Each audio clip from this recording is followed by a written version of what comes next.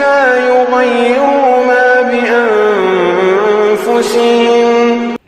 الحمد لله رب العالمين، والصلاة والسلام على سيد المرسلين وعلى آله وصحبه أجمعين، أما بعد.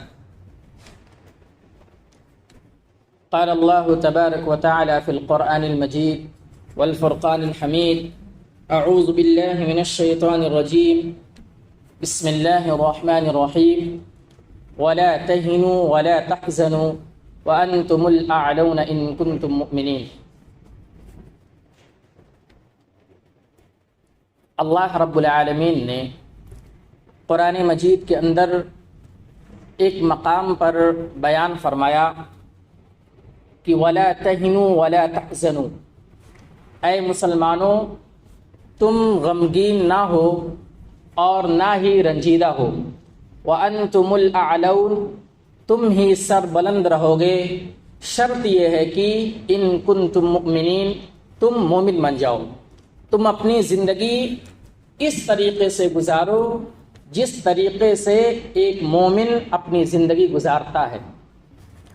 آج ہم اگر مسلمانوں کی کیفیت دیکھیں دنیا کے اندر کہیں بھی، تو معلوم ہوتا ہے کہ ایک مسلمان بہت ہی بدترین زندگی گزار رہا ہے۔ اس کے بہت سارے اسباب ہیں۔ ایک جمعے کے بیان میں بتایا گیا تھا کہ مسلمانوں کی پستی کی جو وجوہات ہیں اس میں سے کئی ہیں۔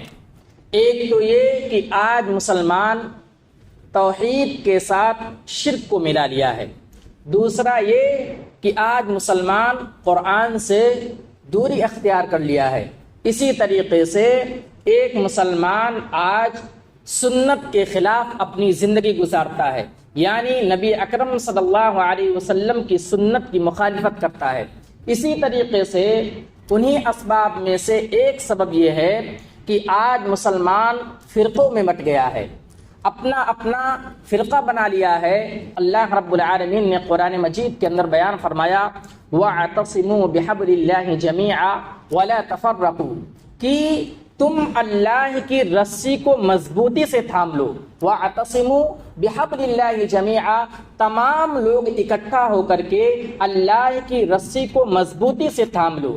یہ رسی کا مراد جو ہے قرآن اور سنت دونوں چیزیں ہیں، اس میں بھی اختلاف ہے۔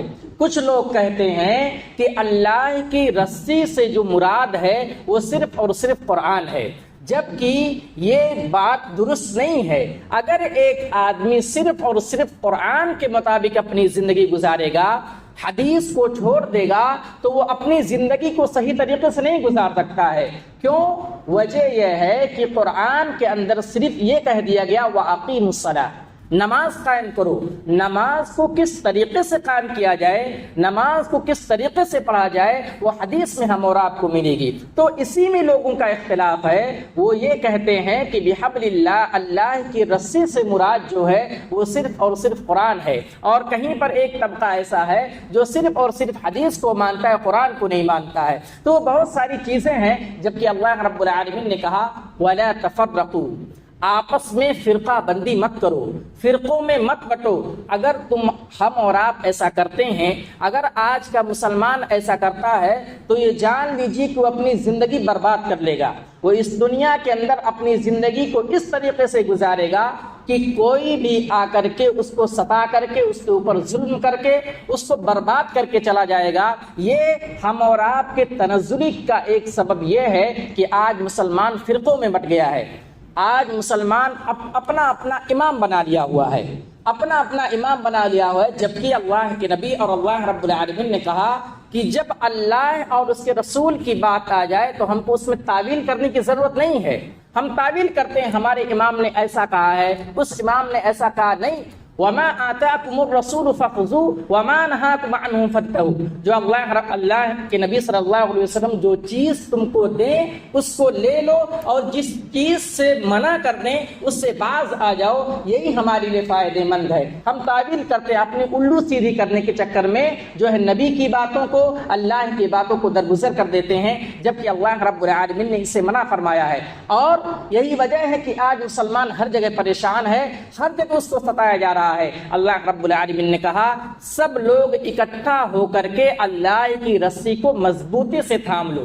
ترکت فیکم امرین لن تضلوا ما تمسکتم بہما کتاب اللہ و سنتی، اللہ کے نبی صلی اللہ علیہ وسلم کی حدیث ہے کہ میں تمہارے درمیان دو چیزیں چھوڑ کر کے جاتا ہوں، ایک قرآن ہے اور ایک میری سنت ہے، جب تک تم اس کے مطابق اپنی زندگی گزارو گے گمراہ نہیں ہوگے، تم کو کوئی ستا نہیں سکتا ہے، تم کو کوئی مار نہیں سکتا ہے۔ تو اگر ہم اور آپ اپنی فلاح و بہبودی چاہتے ہیں تو قرآن اور سنت کے مطابق اپنی زندگی گزاریں اور اسی طریقے سے فرقہ بندی میں مت بٹیں۔ ایک حدیث ہے، حضرت نعمان ابن بشیر رضی اللہ تعالی عنہ بیان کرتے ہیں کہ اللہ کے نبی صلی اللہ علیہ وسلم نے ممبر رسول پر یعنی ممبر پر کھڑے ہو کر اللہ کے نبی صلی اللہ علیہ وسلم نے بیان فرمایا کہ اگر کوئی آدمی کم چیزوں میں شکریہ ادا نہیں کرتا ہے تو وہ زیادہ چیزوں میں شکریہ ادا نہیں کرے گا، اسی طریقے سے جو بندہ کسی بندے کا شکریہ ادا نہیں کرتا ہے